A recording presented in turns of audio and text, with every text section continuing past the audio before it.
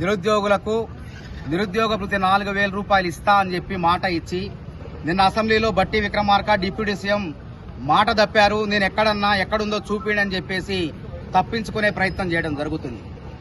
బట్టి విక్రమార్క, రేవంత్ రెడ్డి, మరి మీరు మీ మేనిఫెస్టోలో 9వ పేజీలో స్పష్టంగా ఉంది 4,000 నిరుద్యోగ భృతి ఇస్తామని చెప్పి. అదేవిధంగా సరూర్ నగర్ స్టేడియంలో యూత్ డిక్లరేషన్ లో ప్రియాంక గాంధీ గారే స్పష్టంగా మరి నెల 4,000 రూపాయల నిరుద్యోగ భృతి ఇస్తాం, మాకు ఓట్లేయండి అంటే ఇవాళ మీరు అధికారంలోకి వచ్చారంటే నిరుద్యోగుల ఓట్లతోనే 2% నిరుద్యోగుల ఓట్లతో గద్దెనెక్కిన కాంగ్రెస్ ప్రభుత్వం మీది. నిరుద్యోగులతో పెట్టుకుంటే ఆ నిరుద్యోగులే మీ యొక్క ప్రభుత్వాన్ని మెడలో ఉంచుతారు, ప్రభుత్వాన్ని పతనం చేయటం ఖాయమని చెప్పి మేము హెచ్చరిస్తున్నాం.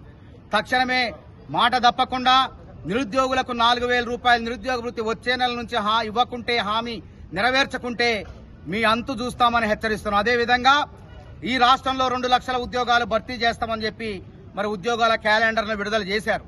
2 లక్షల ఉద్యోగాలు ఎక్కడెక్కడున్నాయో వెంటనే శ్వేతపత్రం విడుదల చేసి ఆ ఉద్యోగాల్ని భర్తీకి మీరు చర్యలు చేపట్టాలని చెప్పి మిమ్మల్ని హెచ్చరిస్తున్నాం. లేకపోతే మీ యొక్క రాష్ట్ర వ్యాప్తంగా నిరుద్యోగ జేఏసీ ఆధ్వర్యంలో పెద్ద ఎత్తున అన్ని యూనివర్సిటీలో పోరాటం చేసి మిమ్మల్ని గద్దె దించుతామని చెప్పి హెచ్చరిస్తున్నాం.